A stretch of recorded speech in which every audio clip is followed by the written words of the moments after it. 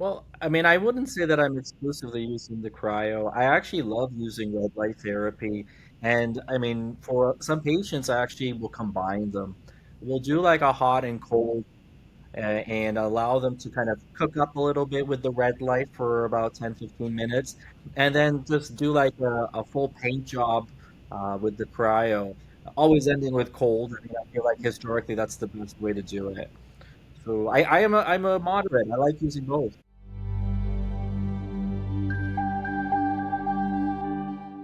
To the Skin Deep podcast, everyone. Thank you so much for tuning in again this week.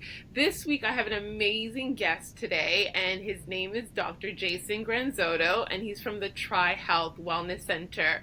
Welcome. I'm so happy to have you here. Thanks for Thanks for having me. having me.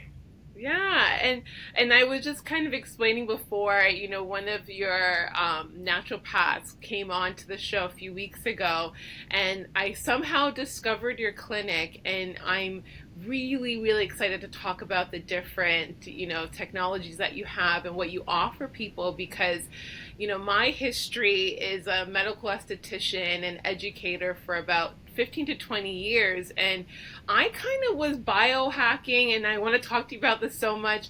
I was doing a lot of these things before I became a medical esthetician. I was doing the red light. I had like hot saunas and cold plunging, and I was doing this for so long, and it seemed weird to everybody else. They were like, "You're just really crazy. You just like to be athletic." And don't get me wrong, I did. But when I got more and more into educating and going to different medical clinics and different kinds of shows, I got to learn a little bit more about the technology. But something, I don't know what it was, something hit me in the head about, it was Cryo that was the first one, and then it was more like RF technology that brought me more deeper into it. And I'm just so Yeah. excited that your clinic offers these different technologies. So I would love for you to introduce yourself, how you got in the industry, and what brought you to kind of getting into these different technologies.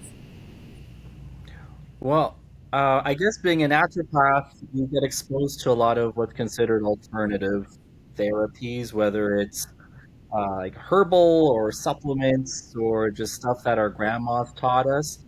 But then natural medicine is like it's evolving just like everything else is, and bringing in science, even if it's sometimes considered pseudoscience because it hasn't been vetted by all the PubMed studies.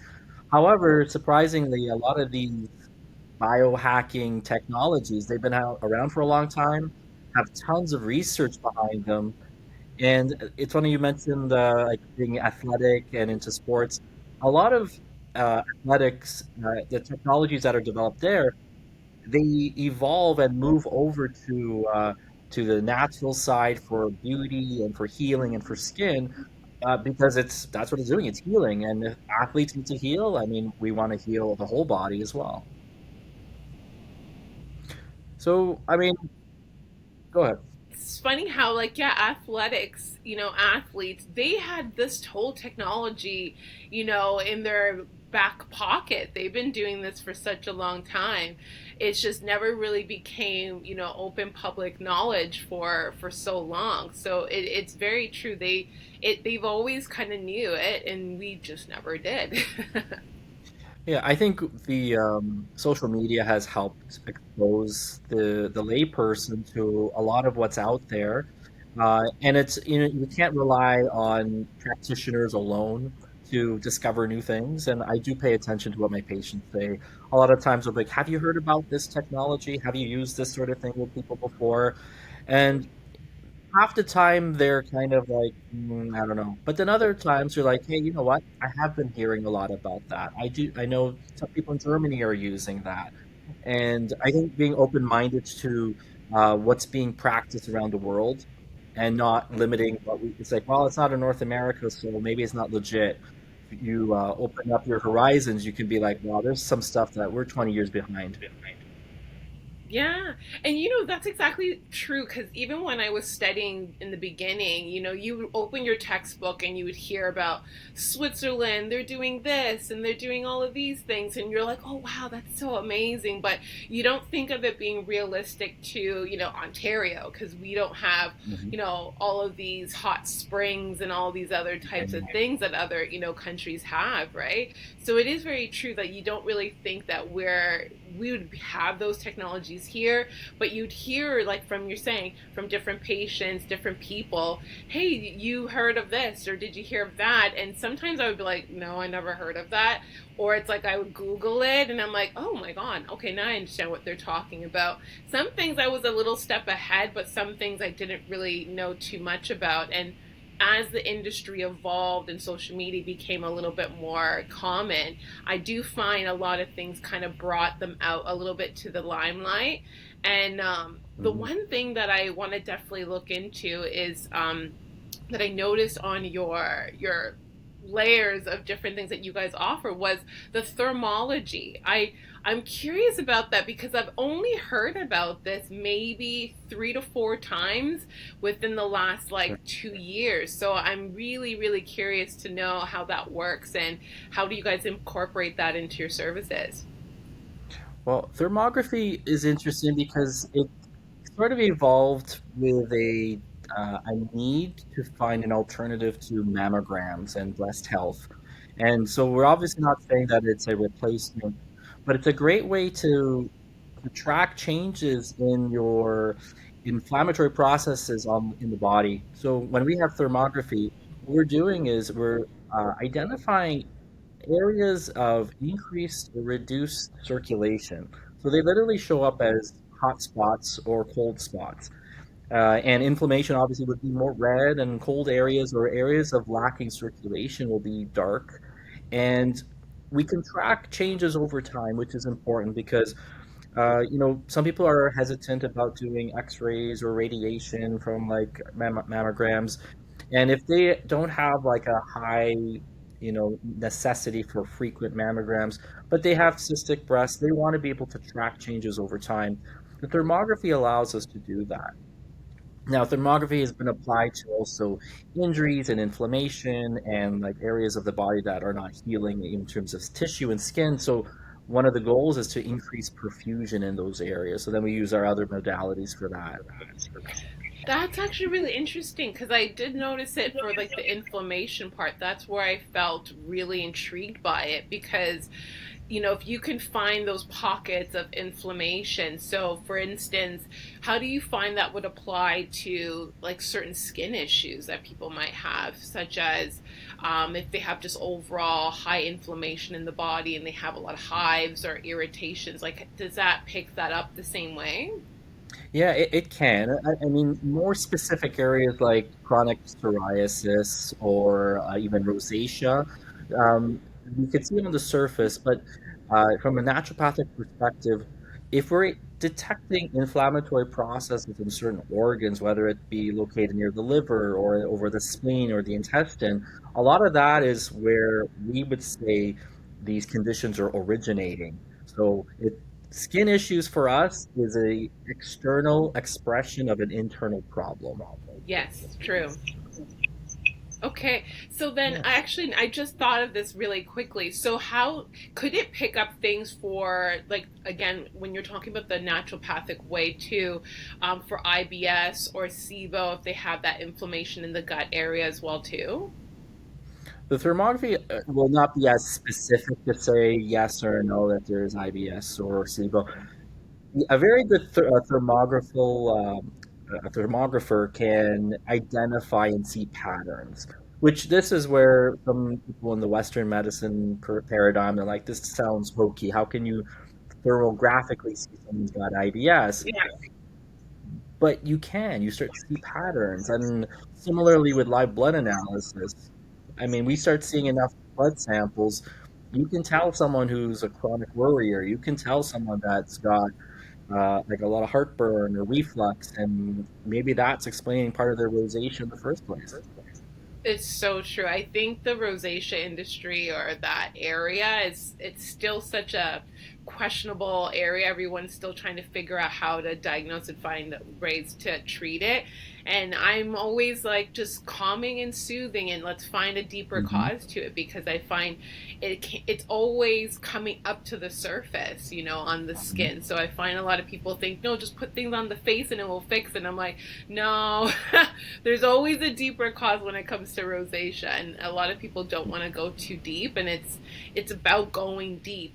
I never, even for my own company, Everbella, and we treat eczema, I never want people to think that it's just, oh, put the cream on, everything is great. It's all about the skin deep. There's something always underlining that makes it have that trigger. Yes, external products always make a difference too, but a lot of it's internal. It's always internal, and then you gotta allow it to come outside, and then you get to see what's really the that was the trigger, what was the cause. So Yeah, when we jump into things like that, we can become a little bit controversial because there's some things that we will say are triggers that are not popular, whether it's certain food products, whether it's the introduction of other external environmental exposures.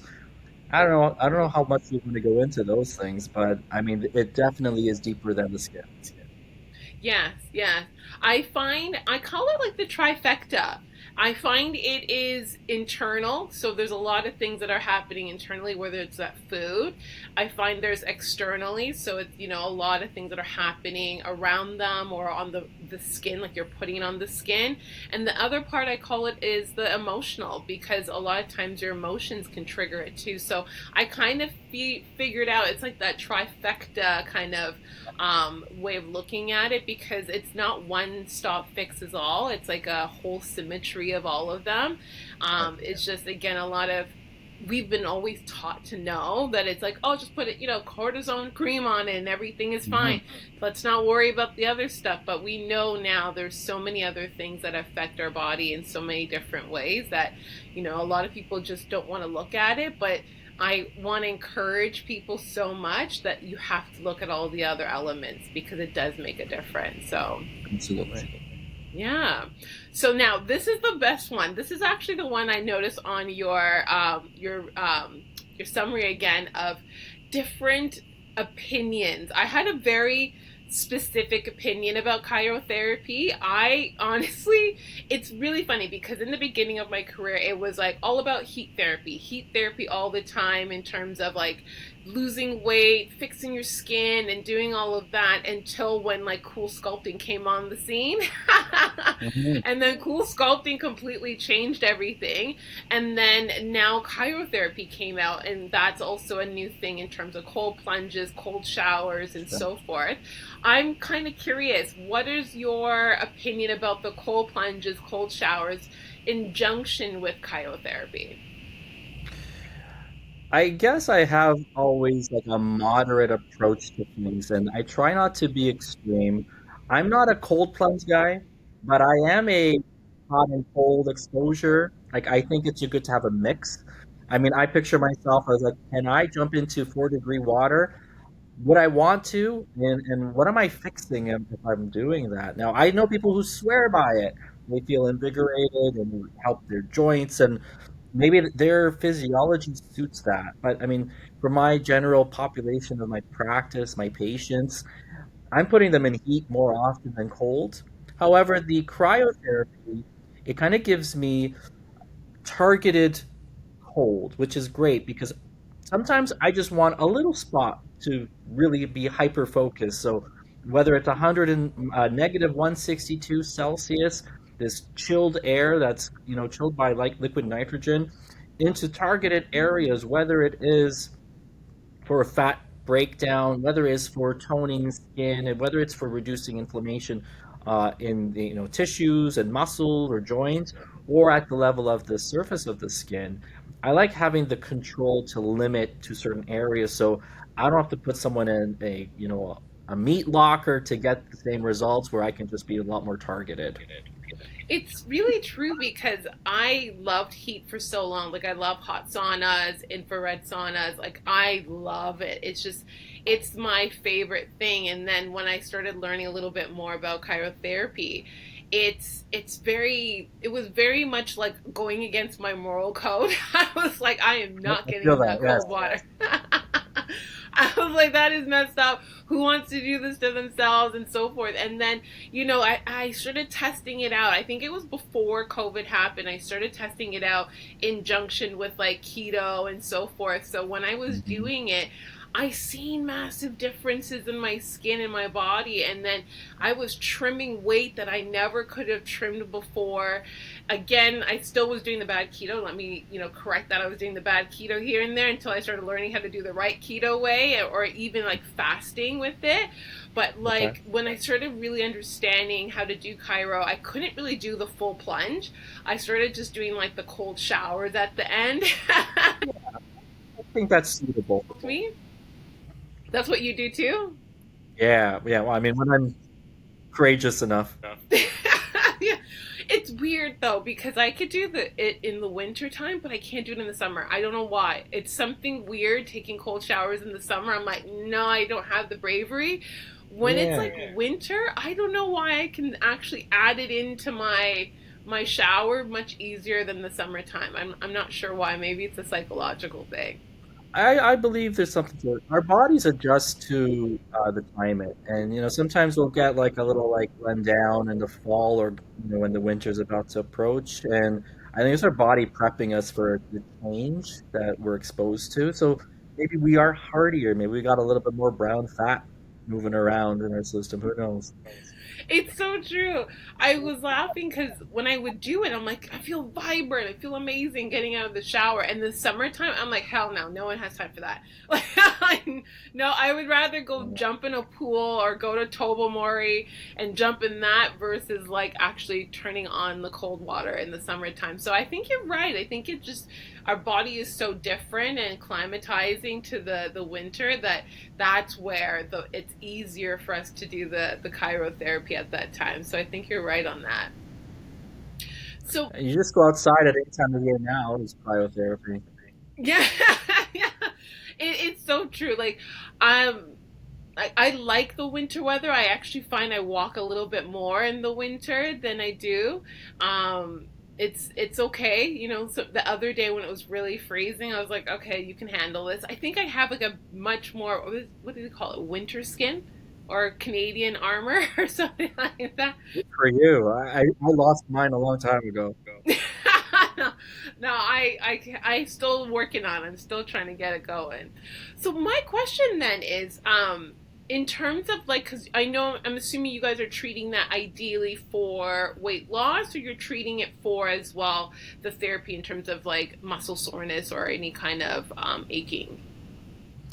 I like cryo for all of it, and I mean, it's more so for injury. And some people are coming in, they're like, hey, I hear it's great for fat loss, targeting certain areas like love handles.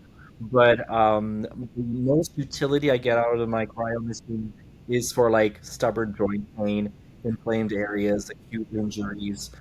So I like taking advantage of those benefits there. And there's got to be consistency for the weight loss component of it. And to be honest, with the weight loss, it's very much diet and exercise at the end of the day. Yeah. Now, what is the major comparison to the radio frequency, like the other technologies? Because I find, like I said, I was a little bit against, cool sculpting or cryotherapy in terms of weight loss. Because to me, when I'm looking at the body's way of synthesizing it and breaking it down through the body, I usually would more so gravitate towards heat therapy versus cold. So tell me why you found like it was better for you to choose the cryotherapy.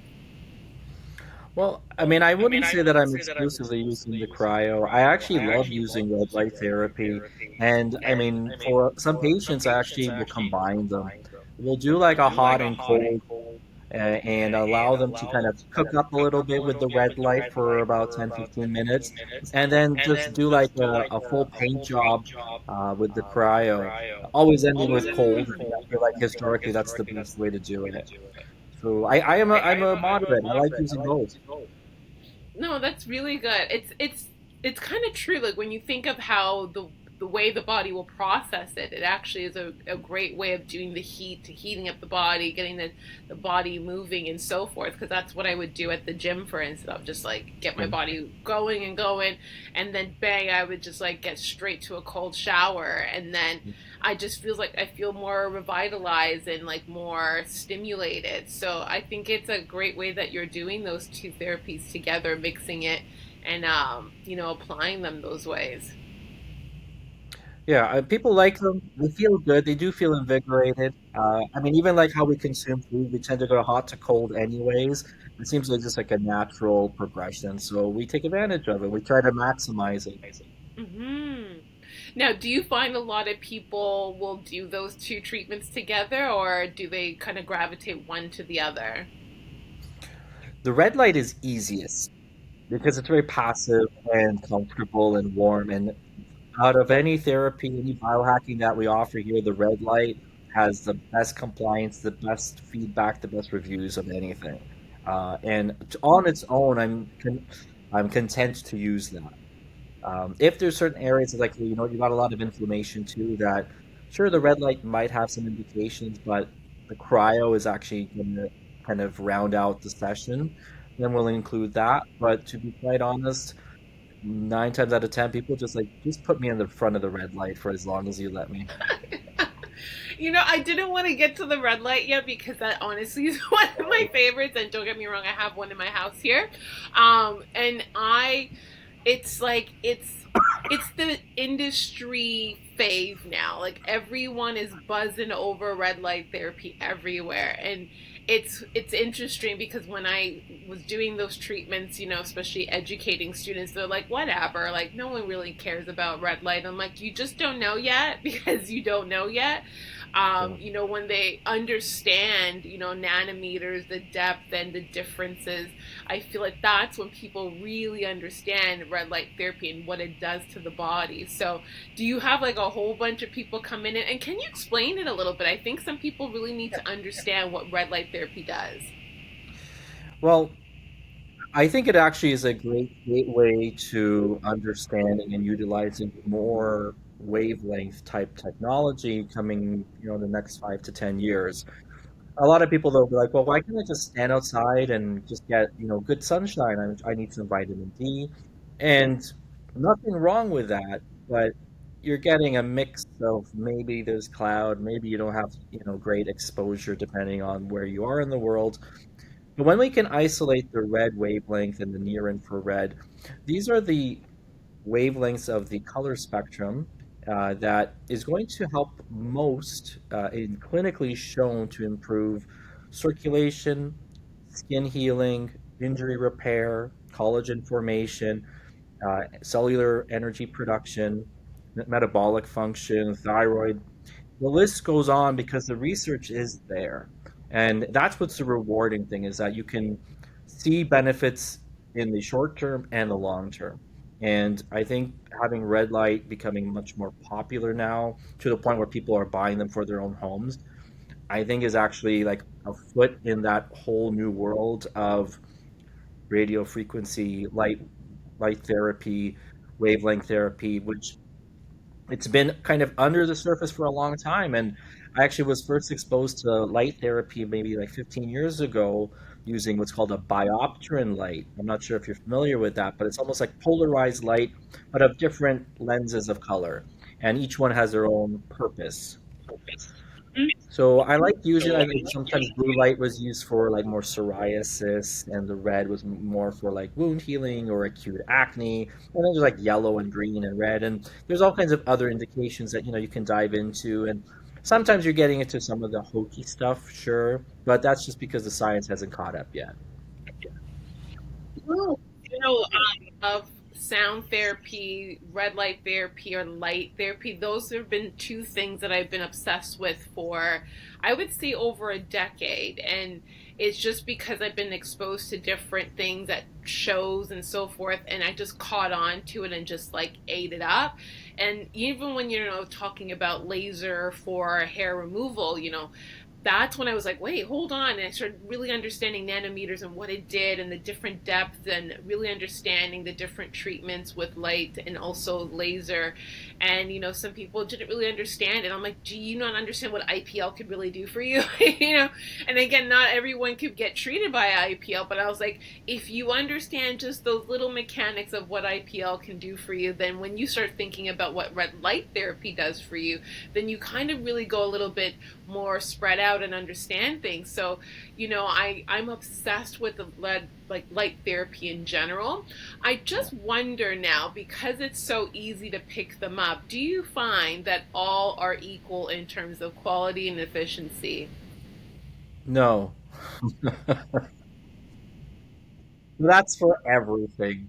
The supplements, technologies, I don't know, and name it. Yeah, Read I find. reviews. Yes, everyone's like, oh, I just picked this up. It was like $25. I'm like, it's not the same. Okay, Ferrari, bicycle, Ferrari. They're so different. There's such a difference in quality, and it's like I feel so bad when I see people that are just picking them up from any and everywhere online, and I'm just like, it's not the same. You have to get better quality, and if you really want it or best quality, you got to go to the clinics. You spend the money and Yeah. get in the clinics. You don't need to buy these hokey pokey ones that you can get online and think that they're really doing anything. You might as well just paint a regular light bulb, okay? Just paint it red and turn it on, and then that's the quality that you're getting, because it's not the same. It's not, and sometimes even if you get a good quality one, but it's like maybe like a desk size one, the benefits are limited. It's something. It's okay, but sometimes you want something that's like a clinic level. Like I want to feel the red light going through my body, and it just gives you this sense like this is therapeutic. When we have a red light on downstairs, the entire first floor is red. I say we get secondhand red light. I can't wait to come to your clinic. I'm not lying to Oh, you. Like, beautiful. I'm like so excited. I'm just like, I need to try almost every single thing. Like, this is so exciting, because it's just like I said, there's not a lot of clinics that offer it. And the ones that do just have like the one that goes over your face, and it's not the same. The clinic that I work at, we have the Lutronic. So I have that motherboard open and I'll try my best. But I'm like, I need to get like half of my body parts in, and I can't. So I'm excited that you guys have like a massive one. Like, is it a full body light? It's Yeah, it's four large panels, so it's about 6.5 feet tall and about 2 feet wide. So it's good coverage. Yeah, a room you can put a few people in that room and let them bake for a little bit, and they'll feel like they were on the beach for the day. I like that. That's amazing. So my other question is like the difference between, because I get this quite a bit, and I'm quite sure you can offer better insight on this as well. The difference between this and infrared in terms of saunas, like infrared saunas versus like red light therapy or red light therapy saunas, because I know there's a whole bunch coming out and there's so many differences, and I would love for your professional insights so people know the difference.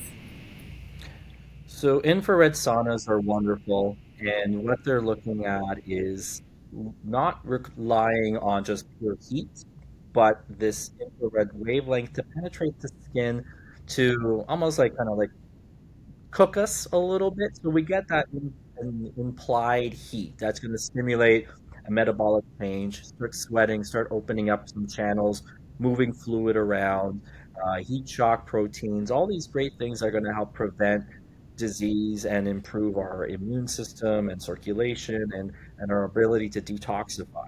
So infrared is that's usually related to the saunas.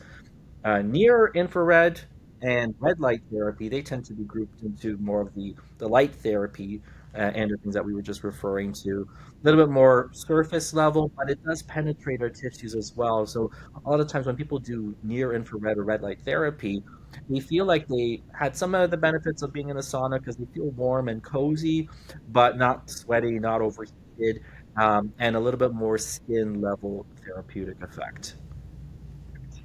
Yeah, you're explaining that, because it's a lot of people don't really know the difference, and even for myself, I knew very basics between the two. I knew there were some similarities. I found that the infrared or the near infrared, like you were mentioning, I just noticed it was like it was missing that heat component to it more than anything. but it's more like a dry, but you're still getting the benefits of everything that you mentioned there. So I guess that's that difference. So the comparison to that though of just a regular hot sauna, I'm assuming Yes. again you're not getting the light, benefits, but you're still getting those same benefits of just being in a regular sauna itself, but it's heat.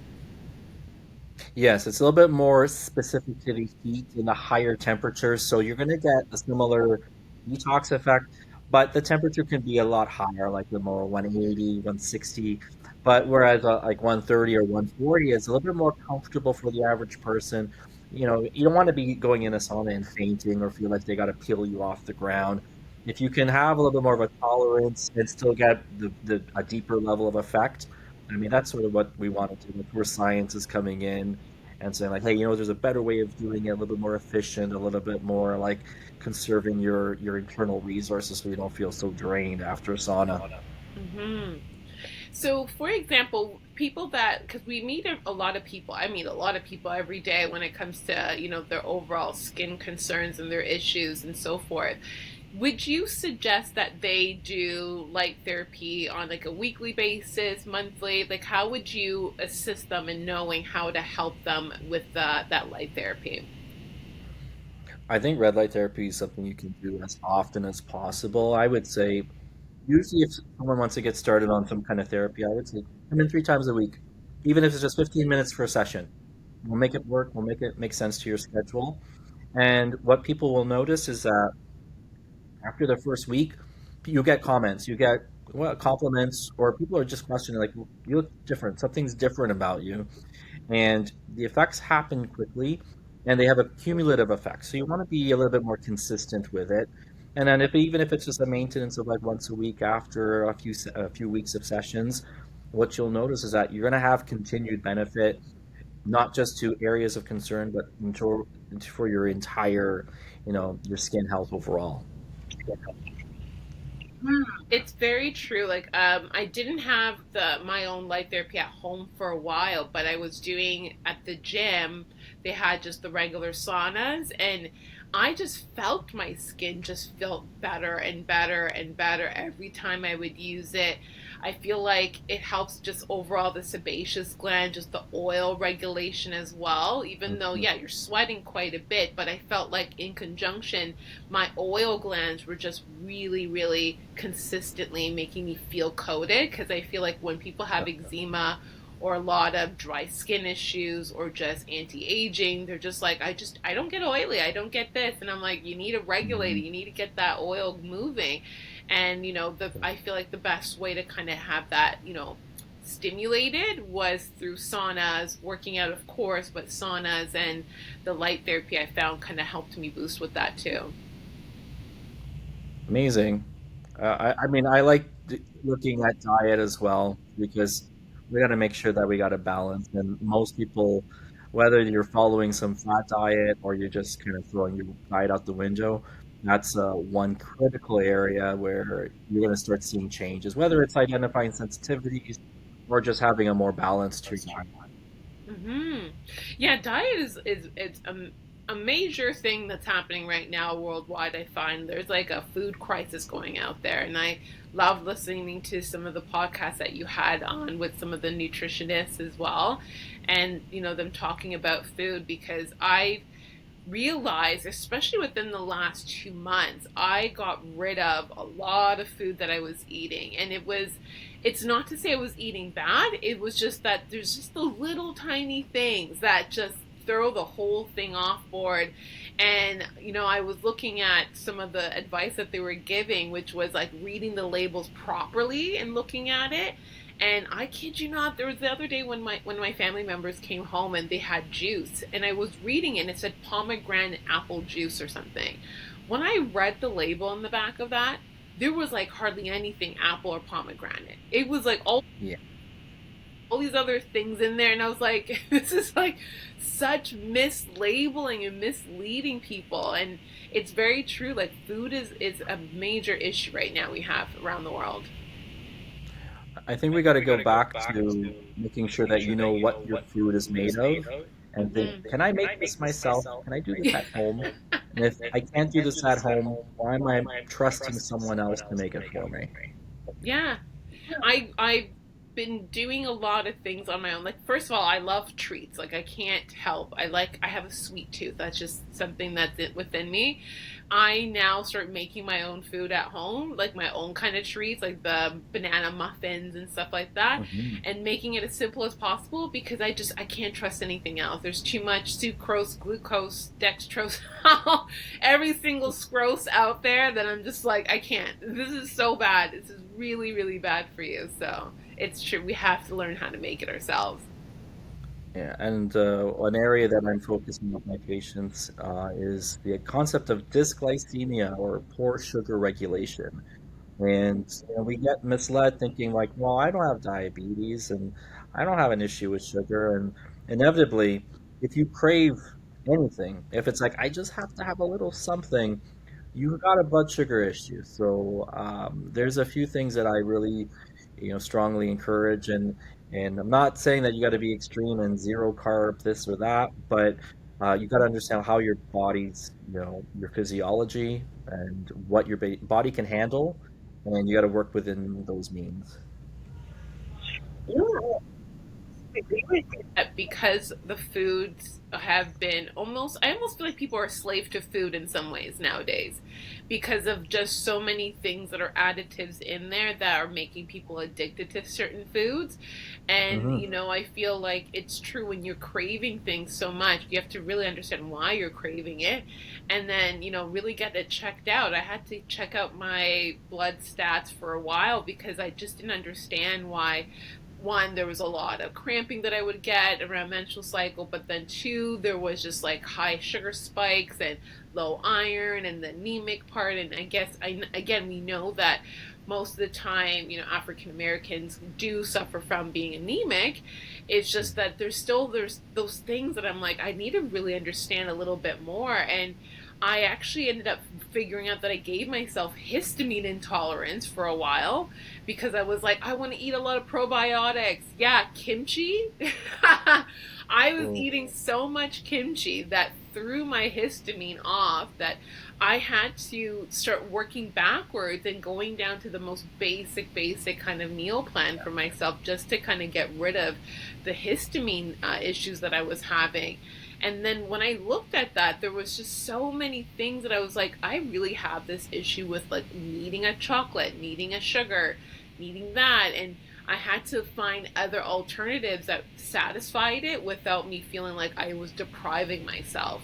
But it's really critical that people get to understand those things and seek a professional like your clinic to understand those things so that they can get on the right path for fixing their skin or the weight loss and just overall longevity. yeah, we definitely take gut health as a first step to figuring out, any type of chronic condition or even something that's relatively acute as well. And many people will say like, I had some kimchi or I had some kind of prebiotic or I had a yogurt or something that is typically considered a health food, but it just had such a negative response. And there's always something underlying with their gut health that had to be identified. And whatever that food item was, it just kind of shifted things. So, uh, bringing it down to like an anti-inflammatory diet, identifying sensitivities, some gut repair, and enhancing upper digestion. It's one area that I'm very strongly focused on. I feel like most people don't digest protein. They don't digest their food at all. So, as opposed to working downstream, I focus upstream to get like the long-term and residual effects. So, yeah, there's a lot to gut health, skin health, immunity, hormones. It's a very, integrated web. Yeah, no, you're absolutely right. There's a lot to do with that. And I think that's where I don't even like to call it alternative health methods. I feel like it should be the fundamental health methods because I feel like now people are really shifting their view of where they should get their health, treated or where they should be going to get advice and understanding how to really approach their health. Because the traditional way that we're used to, it's not solving. It's not really getting people down to the basics. It's almost just masking it. And this is a constant conversation I keep having with a lot of different people. Is that I just don't understand what to do. I don't know what to do. My doctor just gave me this, and it's just not going anywhere. And I'm just keep filtering people. I'm like, you got to go see a naturopath. You need to see alternative health stores, or resources or professionals, because they're going to the deeper cause. They're going to the root versus just giving someone something just to calm the symptom. Yes, people want immediate, relief, but it's not the way to fix it. It's just to give you immediate relief, but you really need to go down to the deeper part of it so that they can get rid of that, eradicate, the issue itself. Yeah, we're as a society extremely spoiled, and we want immediate results and minimal change on our end. So Uh, as you can imagine, the solutions that we seek when we're in a desperate state, they're greatly impacted on like what we're willing to do for ourselves. Are you willing to make a big change? Are you willing to kind of go down to foundation and be like, hey, you know what? I have to give up this cookie addiction. I have to give up this Starbucks addiction. I have to give up some of these things that are like, I know it's poison, but I can't help it. How many times people tell me I'm Italian, what do you expect from me? I'm like, that's not an answer. Love that you said that, because it literally hit me like right in the heart, because I am like that. I was like an Oreo cookie. Like, ate everything great, but I had to have that Oreo cookie. Or it's like I had to have like ice cream, like something. There was always something that I would say. Actually, no, really, what it really was back in the day, it was cotton candy. Like, I can tell people a story where Oh, I wow. went to, yeah, and it's the worst one out of it. Like, I would go to a theme park, just buy cotton candy and leave. Like, I didn't care about anything else. I just literally would just go there to buy cotton candy and leave. And then there was a day where I ate a couple of bags of them, and my skin just exploded. And I was like, you Yeah. already knew. Like, you knew. Like, stop it. Don't act like you didn't know. You know. You have to hit bottom sometime. It's like I'm surprised I wasn't in the hospital. Like, it was so bad. It was so bad, but that was like the learning lesson for me. And again, it still kind of creeped in here and there, but it was one of those things that I had to ask myself, like, is it health or is it death? Like, which one are you going to have, sweetheart? Like, you can't have them both. And eventually I just gave it up, and I just said, no, I can't do this anymore. Like, my skin and my health and my even your mental health just like literally goes out the door when your skin or your body just feels, impaired. So I know what you mean when you're saying, like, some people, we are spoiled, we can't help it. I'd be like, I really want that Starbucks, I want that cookie, I want that cotton candy, but I think I'm gonna be like sucking back all these, supplements and all these other things for a while if I, keep going down this road. And eventually we have to really take that hard pill and just say, you can't do it anymore. Like, you can't. Like, your body just won't let you do it anymore. And that's what people are having very, very bad skin nowadays, especially, the eczema, the dermatitis, and all of those Mhm. other skin conditions. So, yeah, really, Yeah, I right in my face. I had no prior knowledge of that. No one gave me the insight. It just kind of spoke off the cuff. But, in the meantime, yeah. Literally dangled, and I'm like, yeah, that's me. I'm like, Well, triple. no, sorry. I'll expose mine. I had a double double, two cream, two sugar addiction for a long time. I don't even know how it started. I never even drank coffee. And then I had a long day at work and I hadn't had lunch, and someone brought me that, and that was just liquid gold. And then I found I was going back for one or two a day, and I'm like, this is garbage. What am I doing? So it is something you got to have a lot of willpower to eliminate. And even when I do try to get people off sugar, keep this in your mind: inositol or myo-inositol, which is it's actually a type of carbohydrate that your liver will utilize and enhance how it breaks down your sugar in your bloodstream, and it will reduce what you end up craving in a day. So when someone's trying to come off a sugar addiction, inositol is a great way to kind of wean them off to help reduce the cravings, but also have a corrective effect. Gee. So is that Yeah. that? Okay. Many brands. It's pretty standard. It's like a single ingredient. It's probably in my top one or two supplements that I recommend because I have such a strong focus on blood sugar regulation. Oh, thank you for saying that. I'm so happy because that's something that a lot of people need to know.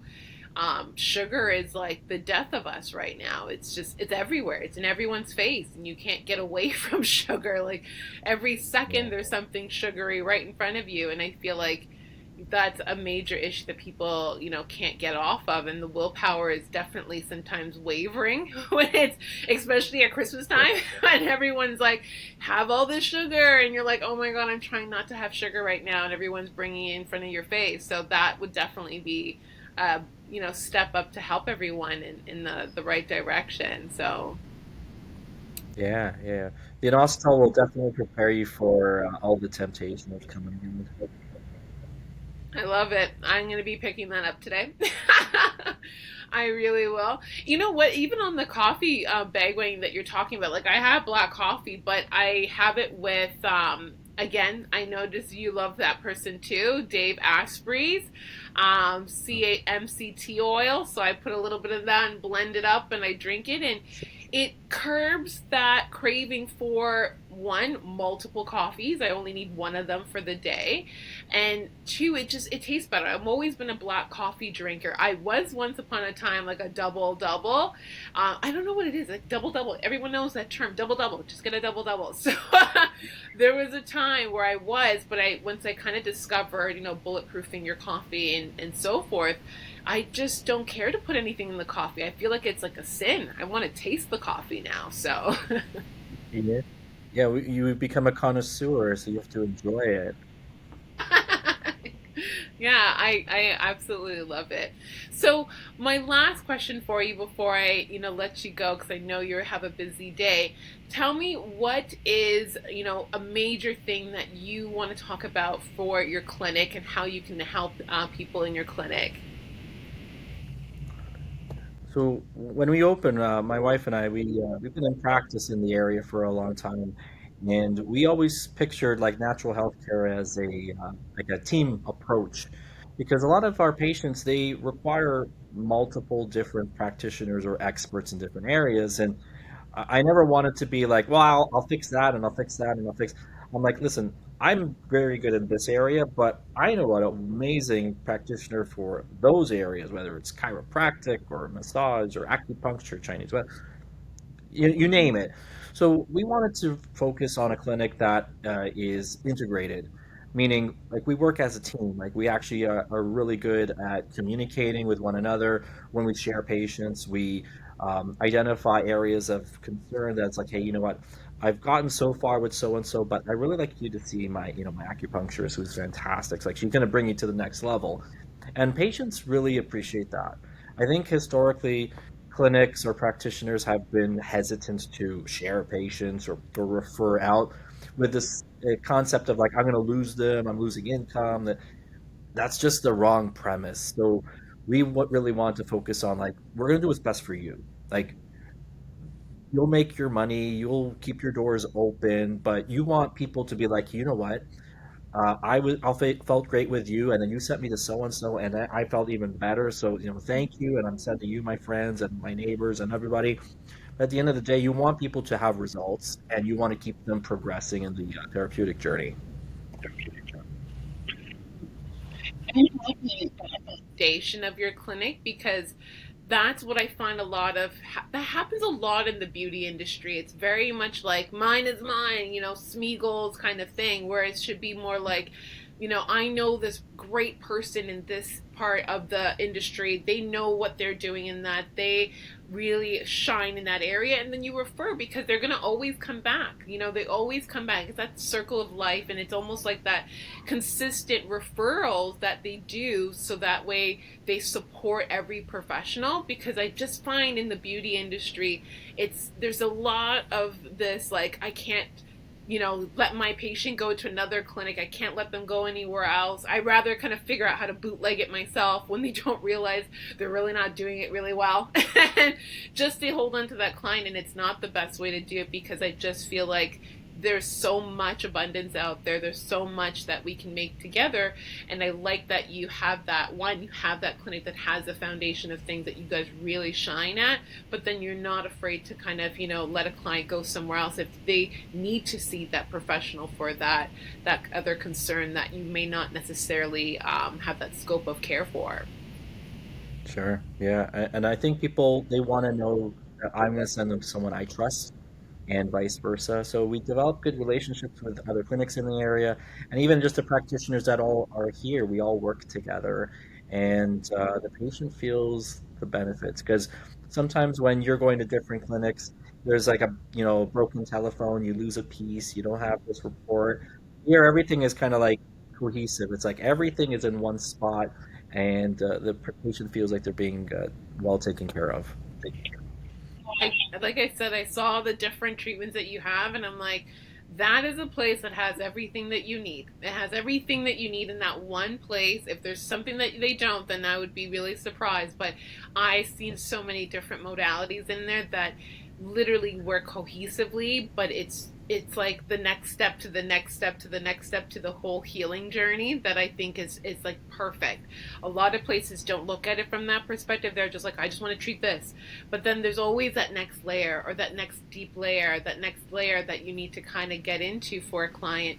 And it's perfect that you guys have that. So that's amazing.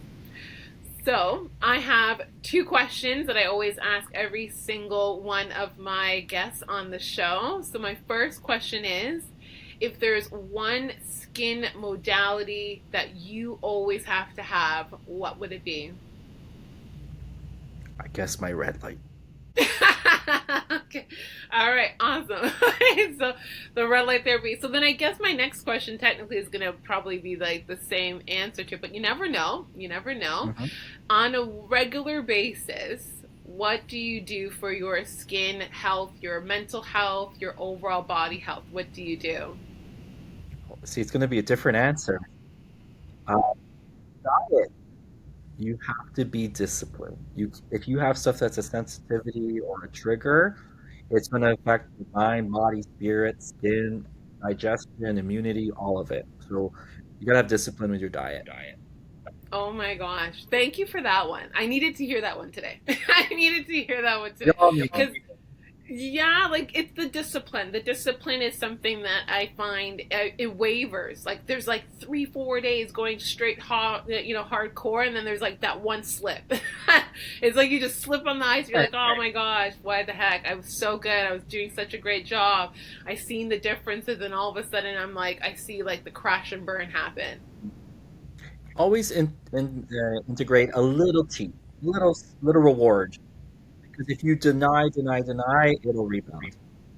That's so true. That is true. It's like the classic thing they always say. If you don't give it to yourself a little bit, then you're gonna like completely flip and then like just hammer it all out and then you start from scratch all over again. So it is true. Just give it a little bit, it would still kind of help you out. So that's very true. Well, thank you so much. I really Thank you. appreciate that you came on today. Again, please let everyone know where they can find you, your links, and everything. We will have it in the description box below, but I would love for you to tell everyone where they can find you again. Well, the clinic is Troy Health Wellness Center in Vaughan, tryhealth.ca, one word. On social media, especially Instagram, it's at Try Health Wellness, all one word, no hyphen. And yeah, we're actually releasing an app. It's actually kind of soft opening on the Trainerized platform called TriFit, and that'll be also connected to our Instagram. So yeah, that's the way to find me. Sure. Definitely want to add that in. I'm so excited about that. That's exciting news.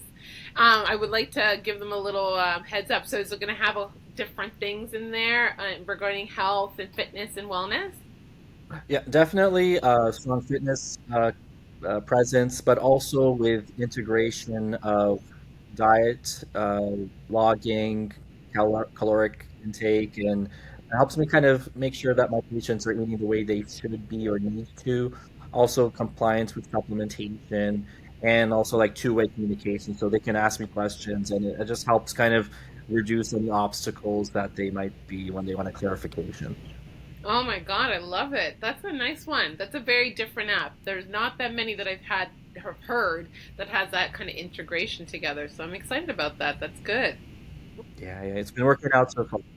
Thank you. Thank you for your time. I appreciate it.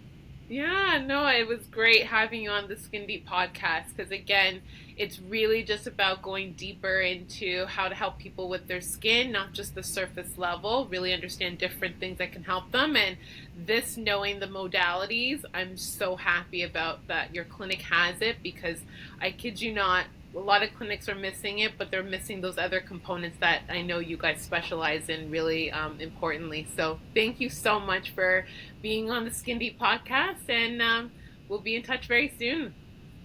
Absolutely. Thank you. Thank you. Thanks for tuning in to the Skin Deep podcast. Don't forget to download your free guide to our 10 hacks to great skin. Just check the link in our bio. I look forward to seeing you in our next episode. Have an amazing day, everyone, and enjoy your self-care Sunday.